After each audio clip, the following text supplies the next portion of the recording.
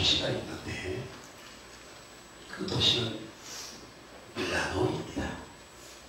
밀라노에는 가장 핵심적인 명물이 있는데 밀라노 대성당이 있습니다. 가톨릭교회죠. 이 대성당에는 세 개의 아치형의 문이 있는데 이 세 개의 문에는 세 개의 글귀가 적혀 있습니다. 한쪽 문에는 장미꽃의 아름다운 아완이 놓여 있고 그 아래 이런 글이 걸려 있다고 합니다. 한번 따라 하실까요? 기뻐하는 모든 것들은 순간이다. 이런 글이 적혀 있다는 거죠. 이 세상에 있는 일들, 내가 좋아하고 기뻐하는 일들 다 찰나적이고 순간적이고 지나가는 일들이라는 거죠. 또 하나 문 위에는 십자가가 새겨져 있다고 합니다. 그리고 그 안에 이런 글이 걸려 있다고 합니다. 따라하시다. 고통받는 것은 순간이다. 혹시 고통 중에 계시나요? 그 고통이 영원하지 않습니다. 얼마 후에는 그 고통은 지나가게 되어 있습니다. 소망 중에 주님이 나와 함께 하심을 믿으시고 그 문제를 우리 예수님이 해결해 주실 줄 믿고 기도하며 나가면 주님은 그 문제를 해결해 주십니다. 그리고 중앙문 아래에는 다음과 같은 글이 적혀 있다고 합니다. 따라갈까요? 가장 중요한 것은 영원이다. 영원. 가장 중요한 것은 영원이다. 이 말은 우리 인생에 있어서 가장 중요한 것이 무엇인가를 말씀하고 있는 거죠. 우리 인생에 가장 중요한 것들이 무엇일까요? 오늘 저는 그 주제를 말씀을 드리려고 합니다. 제가 가끔 예화로 기억에 쓰는 예화가 하나 있는데 어느 무더운 날 메뚜기와 하루살이가 만나게 되었습니다. 이 메뚜기와 하루살이가 친구가 되어서 재밌게 놀고 있었습니다. 어느 어둠이 내리기 시작을 하고 이제 밤이 다가오니까 메뚜기가 하루살이에게 이렇게 얘기를 합니다. 하루살이야, 이제 오늘은 그만 놀고 자고 내일 만나자. 이렇게 얘기를 하는 겁니다. 메뚜기가 하루살이에게. 그러자 하루살이가 이렇게 얘기를 해요. 내일 놀자고?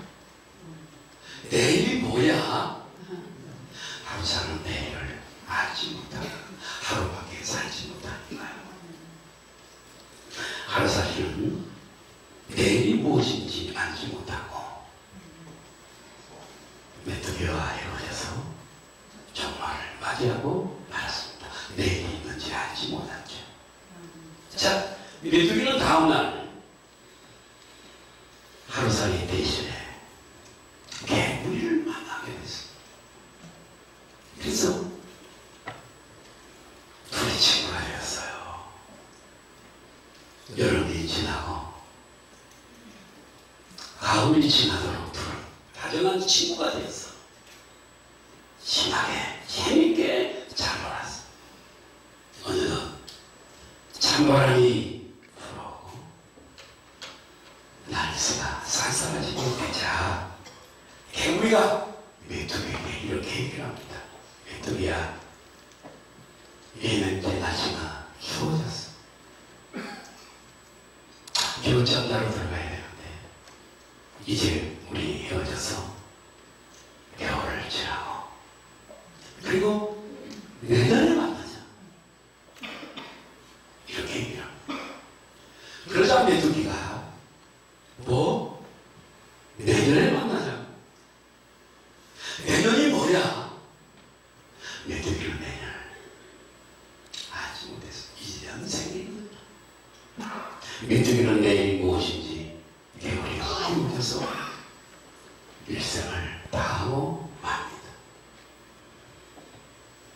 우리에게 주는 대승이 큽니다. 우리 인생에게는 내년만이 아니라 우리에게는 영원히 준비되어 있습니다. 죽음으로 다 끝난다고요? 그렇지 않습니다. 우리에게는 영원이라는 게 있습니다. 우리 조상들은 지혜로운 것 같아요. 우리는 제사를 드리지 않습니다만 믿지 않는 사람들은 제사를 드리잖아요. 영원히 존재. 이렇게 육체가 추석을 치르고 화장을 하든지 매장을 하든지 죽어도 영원히 있다는 것을 우리 조상들은 알았던 것 같습니다. 그건 지혜로운 거죠. 우리의 육체는 내 영이 사는 집. 세상에 또 허물어버릴 때가 있잖아요. 그 집이 주인이 아니고요, 그 집에 사는 주인이 주인이에요. 우리는 이 육체가 주인이 아니에요. 나이를 먹으면 새하얘지고 낡아지고 거무적이 생겨요. 주름이 생기면 늙어져. 꽃이 이렇게 아름답게 필 때는 얼마나 아름답습니까? 이 꽃이 지면 흉한. 사람도 점점 이 세상에서 육체의 마감이 올 때가 가까울수록 늙어가는 거예요. 네, 언젠가는 집이 무너지듯이 육체가 자기 수완을 다 내면 무너지고 그 안에 있던 주인이 영혼은 소멸되거나 없어지지 아니하고 하나님이 우리를 예비해 두신 곳으로 천사를 보내서 우리를 인도해 주는 줄로 믿습니다. 우리 인생은요, 육체의 삶이 지극히 짧아요. 100세 시대라고 하고 거의 100세까지 사시지만 100년이라 하더라도 잠깐입니다. 중세 역사를 보면 약 8세기경에 서구 유럽의 국가들을 통일해서 한 국가를 세우는데 신성 노마 제국이라고 하는 거대한 국가를 세우는 황제가 있었어요. 샤를마누라고 하는 황제가 있었는데 부와 권력과 이런 모든 것들을 명예와 한 몸에 지닌 이 황제는 죽을 때 참 희한한 유언을 했습니다. 내가 죽고 난 후에 이렇게 해라. 유언이죠. 나를 무덤에 묻을 때 노마 황제의 보좌에 나를 앉아있는 모습 그대로 머리에는 왕이 쓰는 왕관을 씌워줘. 내 손에는 황제의 호를 들려줘. 잊지 말 것은 내 몸과 어깨에 황제의 망토를 걸쳐줘. 입혀줘. 내가 원하는 체감을 내 무릎에 펴놓은 상태. 그렇게 해도 죽어서도 그 영광을 빼앗고 싶지 않았던 것 같습니다. 그런데 이 샤를마누 황제가 원했던 그 책 한 권이 무엇이었을까요? 무엇이었을까요? 그가 죽고 난 후 약 200년 후에 오토라고 하는 대제가 그의 무덤을 열었습니다. 개봉했습니다. 타임캡슐이 있잖아요. 그죠? 무덤하다가 수백 년 후에 우리의 후대들이 열어서 그때 살았던 사람들이 거기에 모든 것을 다 타임캡슐 안에 넣는 거죠. 꺼내보면 수백 년 전에 살았던 우리 조상들은 이렇게 살았구나 하는 걸 낱낱이 다 알게 되죠. 우리나라도 타임캡슐. 일본에서도 이번에 제가 다니면서 보니까 약 한 200년 후에 열어볼 수 있는 타임캡슐을 묻어놨습니다. 자, 200년 후에 이 샤를마누라고 하는 황제의 유명한 무덤을 보았더니 그의 해골에는 여전히 왕의 왕관이 위에는 한 권의 책이 그대로 놓여 있는 그 책이 바이블이야. 성경책이 놓여 있어. 그 햇볕만 황사하게 남은 손가락이 한 성경 구절을 가르치고 있는데, 그 성경 구절이 뭐냐면 마태복음 16장 21절에 같이 읽을까요? 시작. 사람이 온 천하를 얻고도 제 목숨을 잃으면 무엇이 유익하며, 사람이 무엇을 주고 제 목숨을, 인간의 목숨을 얘기하는 것 같지만 우리에게 주는 레슨이 커요. 영혼을 구원받아 천국에 가지 못하고 멸망을 받아 지옥에 간다면,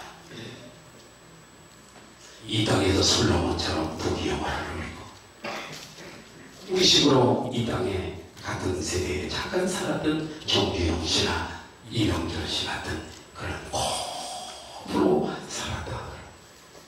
100년은 그들은 그렇게까지 못 살았어요. 살았다. 그게 무슨 소용이겠는가. 그 영혼이 숨 떨어지자마자 1분 후에 지옥에 던져집니다. 당신이 죽은 후 1분 후에 어떻게 될 것인가. 아무 소용.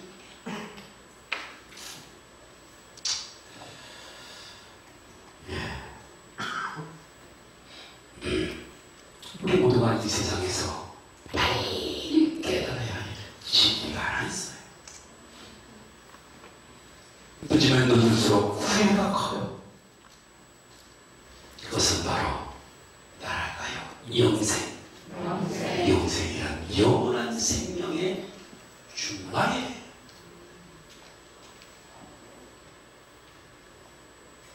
헬라어에 제가 자주 쓰는 표현이에요. 우리의 생명을 말하는 두 가지가 있어. 하나는 밥을 먹고 물을 마시고 유지되는 우리의 목숨, 심장이 뛰고 배가 숨을 기가 이 배와 애국막이 움직이면서 숨을 쉬는 이 육체적 목숨, 비로스라고 한번 따라가요. 비로스. 밥을 먹고 유지되는 우리의 목숨 생명. 떡을 먹고 밥을 먹고 빵을 먹고 물을 마시고 음식을 섭취하면서 유지되는 생명을 비로스라고 그래요. 예수님 당시 비로스 떡을로도 먹고 자 따라다니는 사람들 많이 있었죠. 중간에 다 예수님 떠나버리고. 두 번째, 예수님을 믿어서 얻게 되어지는 생명. 따라가요. 생명.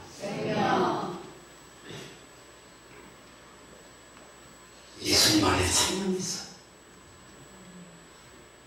그래서 예수님을 믿는 자는 그 생명이 전이 되어지는, 아까 비오스와는 달리, 비오스는 먹었고 마셔야 유지되는 비오스 생명이지만 이 조회 따라가요. 조회라고 해요. 이 생명은 뭘 많이 먹어서 생기는 게 아니에요. 예수님을 믿어야 이 생명이 우리에게 전이 되어와요. 할렐루야. 그래서 성경이 이렇게 말해요. 아들이 있는 자에게, 예수님이 믿어서 예수님이 그 안에 있는 사람에게는 생명, 조의 생명이 있고, 예수를 거부하고 믿지 않아서 예수를 믿지 않은 사람, 아들이 없는 자에게는 그 속에 조의 생명이 없는 자. 천국은 누가 가는가? 그 안에. 병아리는 어떤 계란이 병아리가 탄생하는가? 유정란. 천국에는 누가 가는가?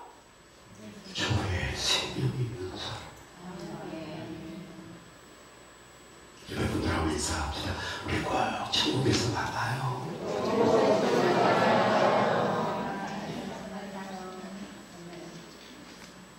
오늘 이 말씀이 대단히 우리 인생에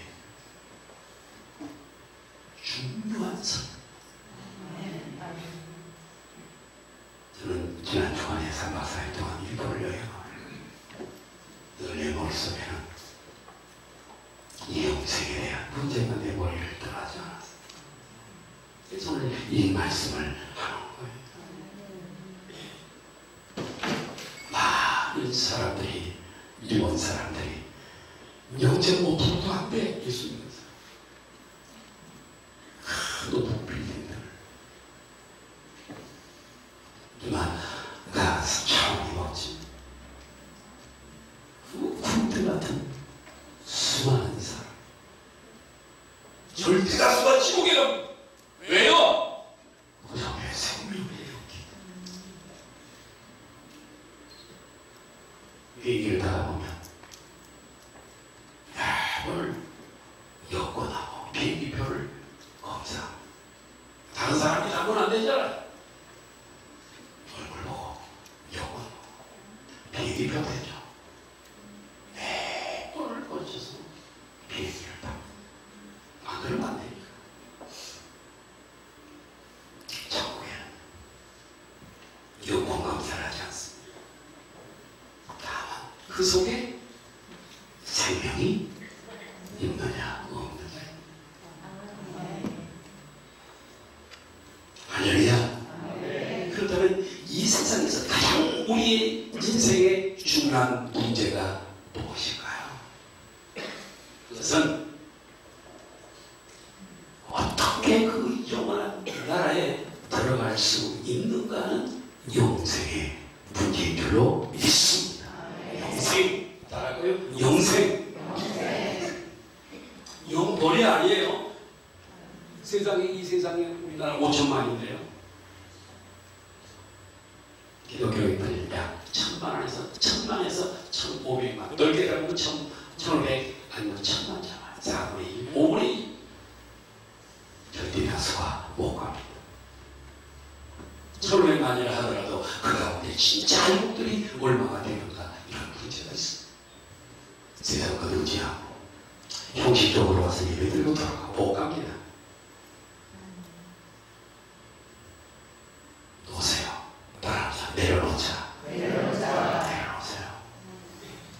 그것 때문에 내 안에 예수님을 자꾸 안 믿어져요. 그리고 싫어요. 왜 그런 줄 아세요? 당신 속에 뭔가가 있어요.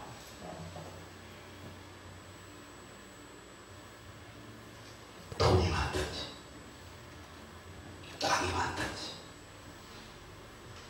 중요하고 그거 붙잡하게 되면 예수님이 들어갈 자리가 없어요.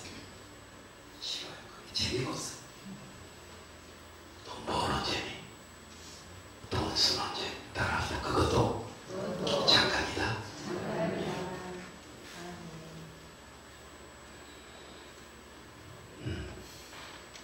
예수님은 니고데모에게도 영생의 문제를 말씀하셨습니다. 이 영생의 문제가 궁금해서 찾아온 니고데모에게도 거듭나야 된다 말씀하셨어요. 생명을 해야 돼. 사마리아 물가의 수가 성경인에게도 내가 주는 영생의 생물을 마셔야 한다고 말씀하셨어요. 먹어야 된다, 마셔야 된다 하는 말은 예수님을 믿어야 된다는 말씀이에요. 예수님 믿어야 돼요. 할렐루야. 오늘 본문에서 이 문제에 대해서 예수님은 유대인들에게, 바리새인들, 사두개인들, 믿지 않고 따라다니는 유대인들에게 말씀하십니다. 지식을 앞세우는 바리새인들, 권력을 앞세우는 사두개인들, 영예를 가지고 뽐내는 제사장들아, 예루살렘의 산과 우쭐대는 유대인들아, 너희가 영생을 가졌느냐?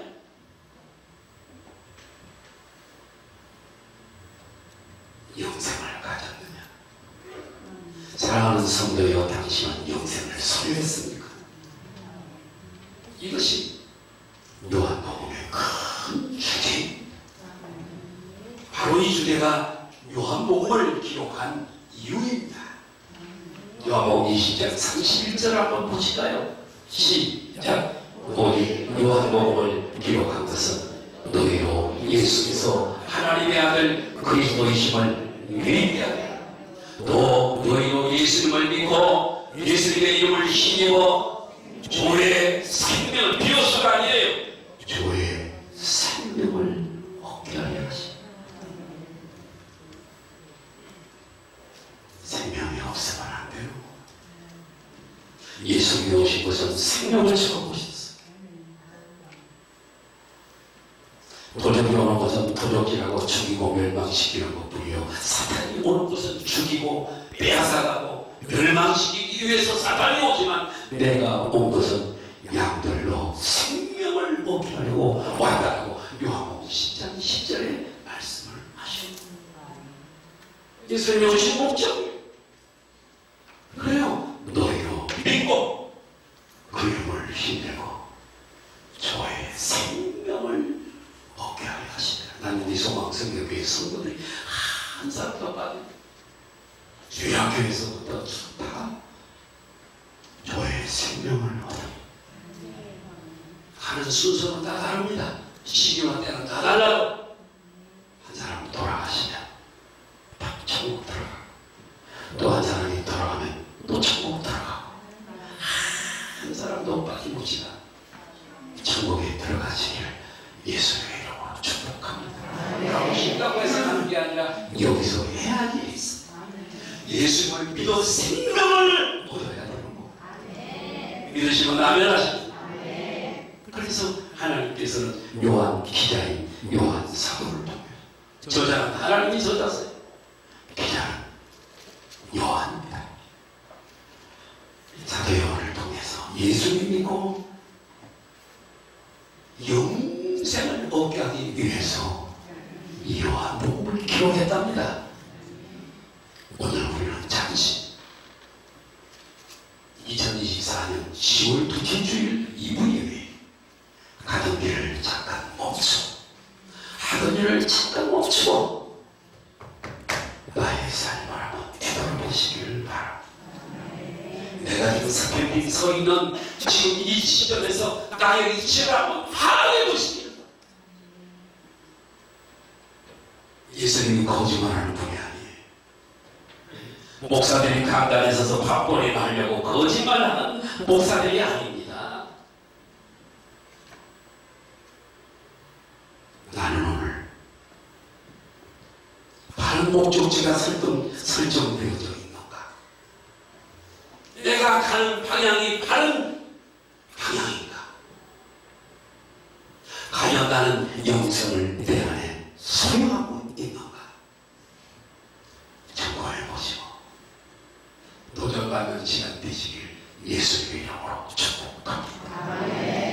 저는 일본의 삼박사이라고 거기 있는 중에 여동생 내 밑에 여동생한테 전화하고 술자리에서 오빠 우리 남편 누구 아빠 정대 아빠 오늘 아침에 돌아가셨어. 그래 내일 모레 와 있는데 언제 발이냐? 금요일 아니에요. 응? 아니 금요일 아니에요. 내가 목요일 집에 11시쯤 돌아왔거든. 집에 가서 엄마가 하나 있고 그리고 순정으로 4-5시간 걸리잖아. 바로 순정해. 그래서 금요일날 화장대학교에 가서 화장대에 들어가는 거 보고 오늘 금요일이고 10년이 되게 됐어. 내가 간다. 그러면서 돌아왔어. 그 처음 있었던 것은 믿지 않고 가거든. 그렇게 전도해도 안 되더라.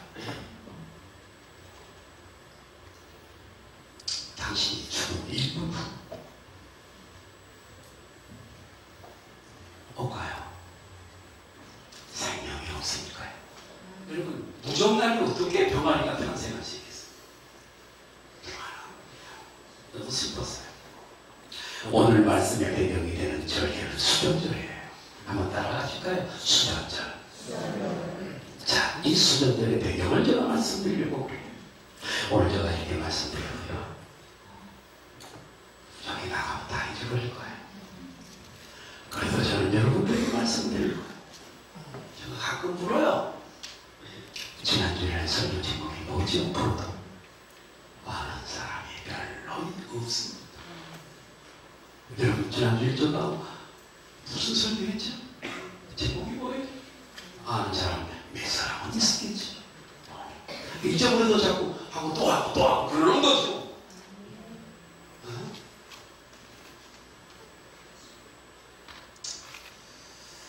헬라 제국으로 전 세계를 통일한 한 사람이 있습니다. 알렉산더이죠. 왕이라고 얘기합니다. 얼마나 용맹스럽고 지혜롭고 전쟁을 잘하는지 다 통일을 했습니다. 이 전 세계를 통일한 알렉산더 대왕은 33세라고 하는 나이에 갑자기 죽습니다. 그러자 그가 정복하고 다스렸던 나라들은 대장군, 저는 세계사를 말씀드리고 있어요. 네 장군들의 권력 다툼으로 헬라 제국이 네 가지로 쪼개져. 이건 다 성경에 예언이 되어진 것들이에요. 그 중에 이스라엘은요, 시리아의 안티오코스 4세가 다스렸어요. 그 안티오코스 4세는 아주 악한 왕이었어요. 지독하고 악한 왕. 그런 예루살렘 성전의 기물들을 다 약탈했고요. 유대인들의 종교 생활을 다 금지해 올 수도 없이 했어요. 그리고 어떻게 한 줄 아세요? 예루살렘 성전 제단 자리에 제우스 신상을 세워요. 세상에 그럴 수 있어요? 그리고 유대인들이 그렇게 혐오하고 금지하던, 성경에 금지했던 돼지를 희생제물로 양이나 염소나 소를 드렸던 그 제단에 돼지를 갖다가 제사해요. 얼마나 모욕적입니까? 이스라엘 참 정통 유대인들은 돼지고기를 절대 안 먹어요. 혐오의 동물. 이런 반응을 안티오코스 4세가 저지르게 됩니다. 이때 저는 지금 신구약 중간사를 신약과 구약에는 말라기서와 마태복음 사이에는 역사가 400년이 빠져있어요. 마카비우스라고 하는 한 유대인이 듣는 사람들을 모아 무력으로 안티오코스 4세를 물리치고 예루살렘에 입성하게 돼요. 예루살렘 성. BC 164년 성전이 잠시 제단을 다시 쌓고 희상 제사를 드림으로 독립을 이룬 것 같았습니다. 그래서 이것을 기념하는 절기가 무슨 절기라고요? 수장절. 그래서 내가 따라가게 합니다. 그러나 그 독립도 잠시 바벨론이 헬라에 망하잖아. 그죠? 바벨론이 바사에 망하잖아. 페르시아. 이 바사 페르시아가 헬라에 망하잖아. 이거는 나라는 없어. 이 헬라 노바에 의해 망하잖아. 이스라엘 당시. 그리고 훨씬 그 위로 올라가서 신구약 중간사에서부터 노아는 그 지역을 다 다스리고 있었어. 그래서 노아에 의해서 이스라엘은 침략을 당하고 시해를 당하게 됩니다. 그래서 이스라엘 백성들은 그때부터 나라를 빼앗겨버렸어. 시온 이름 운동을 소망하게 된 거죠. 독립운동이지. 독립국가를 꿈꿀 수밖에 없어. 우리나라가 일제 36년 동안 언어를 뺏기고 고통을 다 뺏겨버렸어. 얼마나 고통을 당했어. 그래서 만주에서 상해에서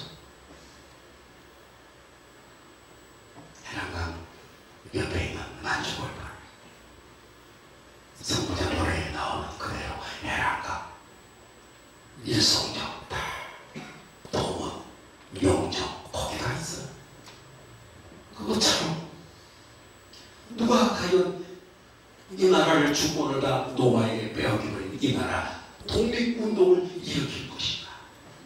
이스라엘 백성들에게는 메시아 대망 사상이 있었어. 메시아가 오시면 우리를 로마를 깨뜨려버리고 이 나라를 운동세운 독립국가를 만들 거다. 메시아 대망 사상이 있었어. 요한복음 10장 24절 그런 배경을 가지고 예수님에게 묻는 유대인들이 같이 보고 시작. 유대인들이 어여싸고 이르되 당신이 언제까지나 우리의 마음을 의혹하게 하여 하나이까? 그리스도이면 그리스도라는 말은 메시아라는 말과 똑같은 건데 그리스도는 밝히 말씀해 주십시오. 저들이 보기에 예수님의 행적이 긴가민가 하고 어떤 면으로 볼 때는 긴 것 같은데 아니란 말이에요. 그래서 이렇게 다지는 거예요. 예수님을 둘러싸고 유대인들이. 많은 유대인들이 예수님을 메시아라고 알고 따라하는데 정작 예수님은 로마를 깨뜨리고 독립운동, 독립하려고 하는 생각은 전혀 갖지 아니하시고 가난한 자, 병든 자, 장기, 세리 다니면서 그들 가까이 하고 귀신을 쫓고 병 고치고 죽은 자 살리고 그런 일만 하시는 거예요. 얼마나 답답했겠어요. 저들이 볼 때. 그래서 이 유대인들은 당신이 메시아인지 메시아인지 아닌지 분명히 좀 알려주시오. 그 얘기합니다. 이것이 바로 우리 인간들의 어리석음. 하나님의 생각이 아니고 우리 생각이 달라. 하늘보다 높은 하나님의 이 지혜를 우리가 어떻게 알 수가 있어? 예수께서 이 세상에 오신 목적이 이 땅에 우리 현실 문제 정도 해결하려고 하나님이신 그분이 아들의 모양으로 인간의 모습을 입고 이렇게 세상에 오셨을까요? 여러분, 예수님께서 이 세상에 오신 것은 가장 인생의 큰 문제를, 즉 죄의 문제를 해결하시고 사망의 문제를 해결하시고 영원한 천국을 소유하는 영생의 문제를 해결하기 위해 오신 줄로 믿습니다.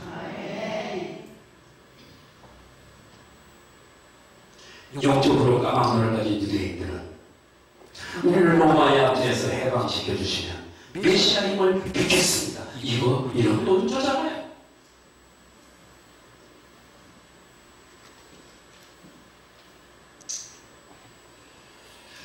세상 사람들도 마찬가지. 온라인 자금의 모든 사람도 마찬가지.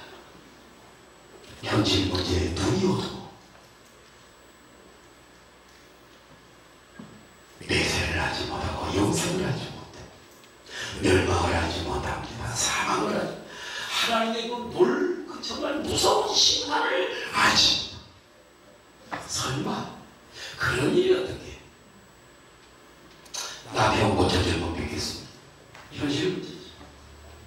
나는 부자 되게 그래 부자 된다고 합시다. 그거 몇 년 동안 가지고 누리랍니까? 여러분의 삶이 몇 년 남아 있습니까? 부자에게 좀 믿겠습니다. 세도가 당당해요. 성공에 주시면 내가 믿겠습니다. 그래서 성공을 얼마나 몇 걸음이나 한다. 성공해서 안 믿어. 주님아, 그 성공이 무슨 소용이 있어요? 따라합시다. 아무 소용없다.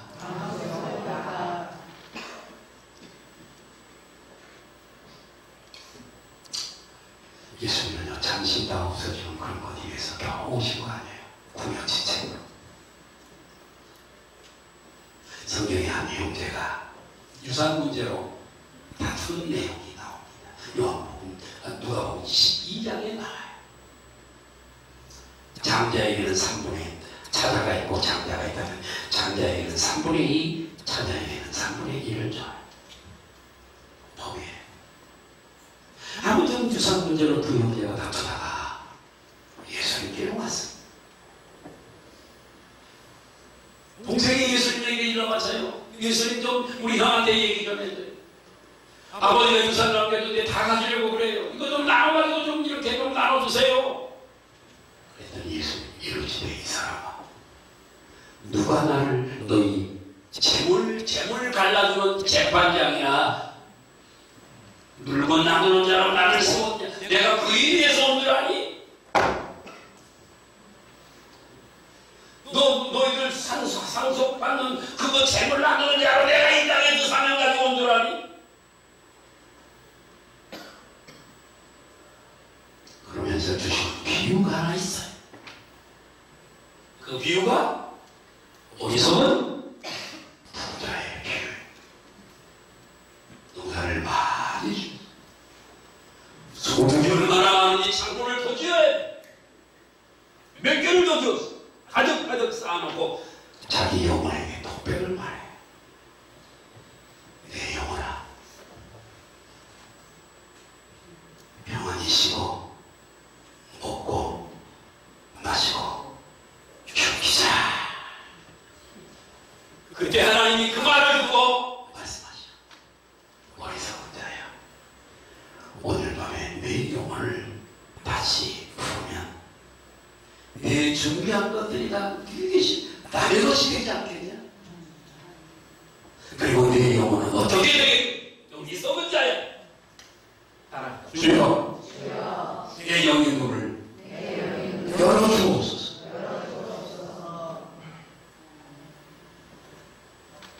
당신의 재물, 당신의 가정, 당신 남편, 당신 자녀를 소용없어요. 무덤까지만 올 수 있어요. 그 이상은 어떻게 하실래? 내려놓자.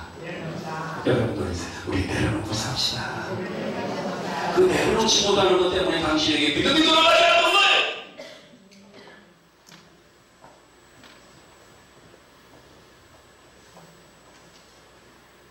왜 믿음이 안 들어가겠어요? 그것 때문에. 내가 한번 스포전 목사님이 한번 교회 어느 교회 통해 갔어. 제가 다른 때보다 오늘 조금 더 할게요. 대답을 안 하니까 짧게 할게요. 대답을 안 해. 조금 더 하고. 난 할 말이 무지무지 많아. 은혜를 끼쳤어. 설교를 줄여야 돼. 그래서 이제 설교를 마치고 나가서 한 사람 한 사람 인사를 하는데 조그만 여자 소녀 하나, 여자야. 스포전 목사님이 손을 내미는데도 얘 손을 안 내밀고 뒤에다가 있는다. 서로 손을 내밀어도 스포전 목사님이 앞서가. 스포전 목사님이 왜 그러는가? 그러고 뒤로 가서 이렇게 봤더니 이 소녀가 공기도 5개를 여기다 꽂히고 손을 안 내밀고, 공기도 때문에 손을 못 내밀고, 당신이 의지하고 믿고 붙잡고 있는 그 재물 때문에 당신은 천국 못 갈 수 있어요. 그래서 주님은 부자가 천국에 들어가는 것은 낙타가 바늘기로 들어가는 것처럼. 왜 그랬어? 한 부자 청년이 예수님을 찾아왔어요. 영생으로. 예수님은 예수의 강서보다 더 밝은 빛으로 그 청년을 깨뜨려 보셨어요. 얘가 믿는 것은 재물을 붙들고 있는 한은 내가 아무리 영생의 진리를 가르쳐줘도 영생의 진리가 들어가지 않아.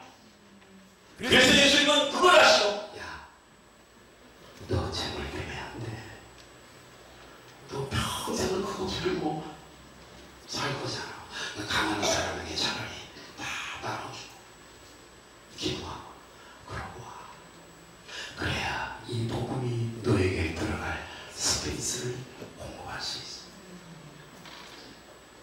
그 청년은요, 재물을 붙잡고 있었기 때문에 예수님의 이 말씀은 무언주가 되시는 예수님의 앞에 있는데도 불구하고 예수님을 등을 돌리고 돌아가 버리고 말았어. 아직도 그 청년은 돌아오지 않고 있어.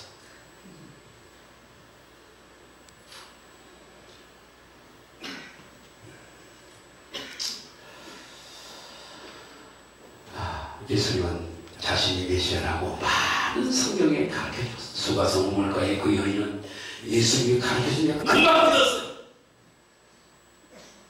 요복음 3장의 니고데모는 예수님이 성령으로 거듭나야 된다. 모세가 광야에서 높이 구이뱀을 달아서 장대를 높이 들려서 구이뱀을 든 것처럼 인자도 십자가에 달려야 했느니라. 니고데모는 믿지 못했어요. 근데 나중에 니고데모는 돌아오게 돼요. 요한복음 6장에서 물고기 2마리와 고기 5개를 5,000명을 먹이신 후에 따라합시다. 나는 생명의 떡이다. 이 떡을 먹으면 이 떡을 먹으면 영생하리라. 할렐루야. 어저께 소영이가 결혼식했어. 우리는 오늘 떡을 해야 되는데 다음 주일 우리 교회 생일이에요. 다음 주일에 할 거예요. 다음 주에 떡을 잡수시면서 오늘 이 말씀을 기억하세요. 내가 생명의 떡이다. 요복음 6장 5절에서 4절 한번 볼까요? 보세요. 사인하셔서 띄워주세요. 요복음 6장 5절 4절에 말씀이 있어요. 시작. 예수께서 눈으로 문들과 사이에로 옷을 주시고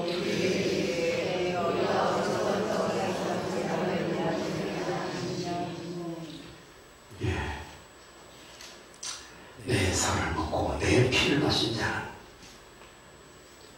나는 생명의 떡이다. 난 6장에 다 있어요. 하늘에서 내려온 살아있는 떡이다.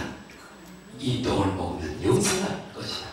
내 피를 마시는 자도 영생할 것이다. 따라합시다. 먹고 마신다는 것은 예수님을 믿는다는 것이다. 요한복음 10장 26절 한번 띄워주세요. 시작. 너희가 내 양을 아님으로 믿지 안 믿어. 예수님은 진짜 메시아가 입에서 나오는 우리가 더 믿었을 텐데, 그죠? 우리가 더 믿었을 텐데요. 안 믿어. 다른 기득된 것들이 들어있게 되면 안 믿는 거거든. 그러면서 예수님은 너희가 내 양이 아니기 때문에 믿지 않는다 그랬어요. 네. 이렇게까지 풀어서 깨닫게 해줘도 믿지 못하는 것은 예수님의 양이 아니기 때문에. 영원한 생명을 선물로 받기로 작정된 사람이 아니기 때문에 믿지 못하고. 사랑하는 여러분, 우리는 다 작정되었기 때문에 예수님이 만세전에 예지 예정을 하셨기 때문에 오늘 믿음을 갖게 될 줄로 믿습니다. 믿음은 축복이다. 여러분, 예수님 믿는 것은요 엄청난 복을 받을 거예요. 예, 세상에 많은 사람들은 매스금, 미디어, 신문, 책 얼마나 많은 예수님을 공개하고 있습니까만 저들은 지식적으로만 예수를 알지 믿지 않습니다. 그러나 구원받은 사람은, 작정된 사람은 다 믿게 되는 줄로 믿습니다. 예, 믿음은 축복이에요. 요한복음 10장 27절 제 말씀을 마무리하려고 그래요. 시작. 내 양은 내 음성을 들으며 나는 그들을 알며 그들은 보세요. 내 양이라는 예수. 선택받은 사람들. 그러면 우리는 무엇에 우리의 믿음의 근거를 두어야 할까요? 첫 번째, 두 가지가 있는 거라. 예수님의 말씀. 말씀에 여러분 말씀을 믿어야 돼요. 요한복음 3장 16절 한번 볼까요? 시작. 하나님이 세상을 이처럼 사랑하사 독생자를 주셨으니 이는 그를 믿는 자마다 멸망하지 않고 영생을 얻게 하시니. 아멘. 누구를 믿어야 돼요? 예수님. 두 번째, 요한복음 1장 12절을 한번 보실까요? 요한복음 1장 12절. 영접하는 자 곧 그 이름을 믿는 자들에게는 하나님의 자녀가 되는. 할렐루야. 믿음의 근거를 어디다 둬야 돼? 말씀에 둬야 돼요. 두 번째로 예수께서 우리를 위해 행하신 일에 믿음의 근거를 둬야 돼. 많은 일들이 있어요. 우리를 거르시고 물로 포도주를 만드시고 고관의 아들을 고치시고 죽은 자를 살리시고 오병이의 기적을 일으키시고 많은 기적들이 있지만 그런 일 가운데서 십자가 우리의 죄값을 치우기 위해 주님이 지신 십자가, 그 십자가 때문에, 그 일을 행한 일 때문에 예수님 덕분에 우리의 죄가 용서받은 줄로 믿습니다. 마지막으로 예수를 믿는 자가 얻게 되는 세 가지. 첫 번째, 영생을 선물로 받습니다. 영생이란 영원한 생명이라는 뜻이에요. 믿지 않는 자도 영원이에요. 그러나 저들은 영원이지만 우리는 따라서 영생이다. 천국에 가는 사람들에 대해서는 영생이라는 단어를 성경은 써요. 지옥에 떨어지는 사람들을 영원이라고 성경은 분류하고 있어요. 영원한 생명을 선물로 받는 거예요. 두 번째, 예수님을 믿는 자는 멸망하지 않습니다. 멸망이라고 하는 단어가 뭐지요? 지옥 형벌에 처해지는 걸 멸망이라고 그래요. 지옥의 영원한 무기지요. 만년보다 몇 수만 배 긴 세월 거기서 거둔다. 와. 그래서요, 그때 딱 1분의 교정이 만나는데, 아무리 이분은 후회해요. 믿을 걸, 따라가 믿을 걸. 그래도 소용이 이 벗은 지나갔어. 육체를 벗어난 영혼은 예수를 믿고 구원받아서 기회가 박탈된 거예요. 근데요, 세 번째, 영혼이 예수님 품 안에 주님 가운데 살게 되죠. 할렐루야. 말씀에 굳게 불을 내리고 한 말씀 한 말씀 순종하면서 살면서 영생을 얻은 살다가 오늘 주님이 부르시면 넉넉하게 천국에 들어가시길 예수님의 이름으로 축복합니다. 우리는 이미 영생을 얻은 자들이기 때문에 감사하시길 바라고 나에게 영생을 선물로 주신 이유와 목적을 아시고